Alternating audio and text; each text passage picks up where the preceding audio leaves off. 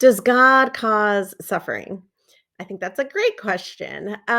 We know that there's pain in this world, obviously. Bad things happen to absolutely everyone. None of us is spared pain. And many times we hear people say that God is testing us or that God is strengthening us or using the suffering and pain to help us learn. We hear that everything happens for a reason, or worse, we hear that God is punishing us for our sinful nature.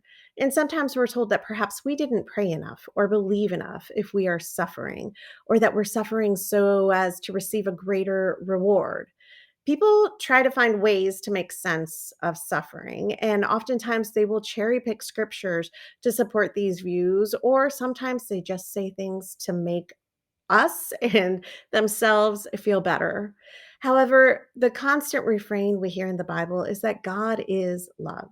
God is love. And if God is love, then to imagine that God allows us to suffer in order to fulfill some long term purpose is completely profane. It makes no sense to believe that a God that loves could have intervened in any of the millions of horrific tragedies over centuries, be it wars, massacres, natural disasters, or even our own individual tragedies, and that God chose not to intervene when God could have intervened. It just doesn't, it's not logical.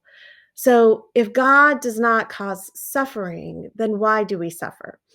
The late scholar and theologian Marcus Borg once wrote that our actions are often contrary to God's desires. We live in a world that is still under the sway of the powers in individual and collective lives that lead us away from God and God's passion for life on earth. So, where does that leave us? Well, along with God is love, we also hear the constant refrain in the Bible that God is a God of comfort. The Gospel of John proclaims the light shines in the darkness and the darkness does not overcome it. David reminds us in Psalm 46 that God is our refuge and strength, a help always near in times of great trouble. God is infinite love and energy.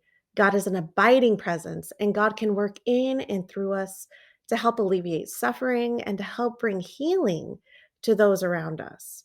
Jesus shows us that we are to work for justice and healing and reminds us that God is present and presence in times of suffering as protector and as comforter.